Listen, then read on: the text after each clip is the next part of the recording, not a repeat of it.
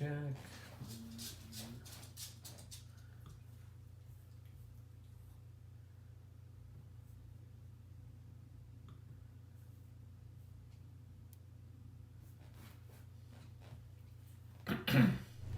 I finally received an email this week from the administration telling us about the opening of school. The email not only told us about the new school hours, but it also explained the social distancing protocols that we were to follow. I was pleased to see that the rules were sensible, and I was glad that I had spent part of the summer buying and trying out an assortment of masks. This was a new thing to consider, and it came at a time of the year when I'm usually looking at new belts and ties. I know I'll be going back before the official start of school because I have some things I need to return to the studio.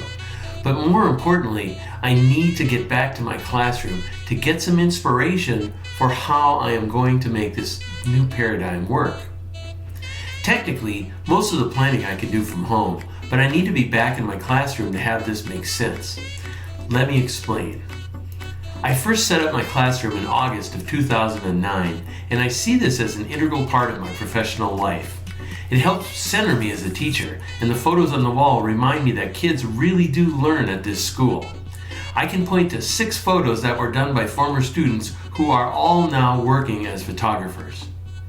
I also need to look at the senior portraits in the control room to remind myself of the talented kids I've had the pleasure to work with, as well as all the excellent work they've done over the last 11 years.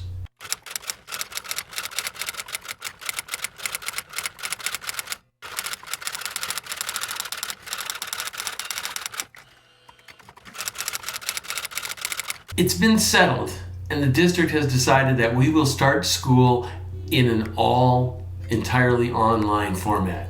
Now, is this ideal? No. What would be ideal? If we could go to school on planet Ludus in the Oasis. I want Parzival and H to host the first morning show, Jason can direct, and Colin can be the floor director. That would be so cool. Nerd alert. Naturally, I'd like to go back to school to the way things were on Friday, March 13th, 2020. A little bit of an irony in the date, wouldn't you say? I want to park my truck in the parking lot and admire the sunrise as I walk to my classroom. I want to make myself a cup of coffee and finish editing the script. I want to let Daniel in and tell him what he needs to be done on the line. I want to say good morning to Jason and let him know he's going to anchor and Lawrence will direct. I want to tell Nigel it's a short show, so we're going to need some extra jamming on the guitar. I want to give Shayma the script and let her know that there was a change from yesterday's script. I want it to be a normal day, but I know that's not going to happen, and that's okay. It really is. It's story time. I've always considered myself an optimist, and I remember the day in 1974 in Mr. Meehl's social studies classroom at Chippewa Junior High when he told me the difference between a pessimist and an optimist. He said the pessimistic little boy walks into a room full of toys, crosses his arms and says, "The toy I want won't be here." The optimistic kid, however, walks into that same room where the toys have been replaced with a small pile of horse manure right in the middle of the floor, and he's ecstatic.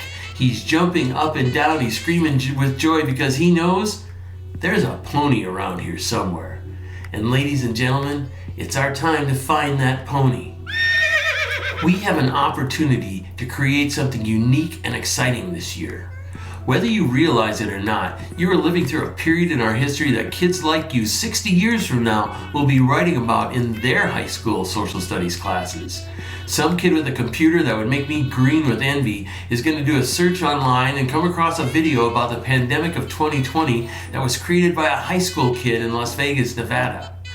You are living in one of the most historical moments in our country's history, and it's your jobs as student journalists to make a record of this era. You need to tell the story of how you and your friends adapted to this new paradigm. You need to do stories about the pandemic itself and about the changes it's made in our daily lives. You need to report how you adapted to learning online, and most importantly, you'll need to find new ways to tell these stories. One of the things I'm most proud of is the fact that school was canceled on a Saturday and we had a show on the air on Monday. It was a lot of work the first few days, but we found a rhythm and we got it to work. I'm also very happy that so much of that work was done on those shows was done by juniors and sophomores. I am not exaggerating when I say that this year's upper class members are one of the most impressive group of kids I've had the pleasure to work with, because there is such an amazing amount of talent. Last year's seniors took on the challenge of producing the annual senior show, and they did this without my knowledge. One morning, Casey emailed me the show, and I watched it with a feeling of pride that's impossible for me to describe. Their words at the end brought tears to my eyes, and I can say without reservation, the 2020 senior show was the best ever. Hands down, nothing else even comes close. What's important to me, however, is the fact that they did this on their own and they produced such a high quality product. The opening was outstanding. The packages were well written, creatively edited, and well produced. The fact that it was done without my help means that I've done my job, and that means a lot to me. The seniors of 2020 built a strong foundation for this new way of presenting our show, and I'm looking forward to seeing what all of you can achieve this year. You have the talent, drive, and leadership skills to make this a great year. I'm creating some lessons on working from home that should help you get up to speed on this new paradigm. Now, this is backlit. So this is what we're looking at, but this is backlit, all right? We had one teacher every time we did one of the conferences and the teachers were all there. It's going to be an adjustment for some of you, and there will be times when you're frustrated, but you'll find the answers and you'll move on. You've got plenty of resources in your classmates, and I'll be as close as Google Hangout when you need advice. This is going to work, ladies and gentlemen, and it's going to be fun. I'll see you in a few weeks, and until then, start talking to each other and start coming up with ideas for things we can do to make this show one of the best shows ever, bar none. Peace out, stay safe.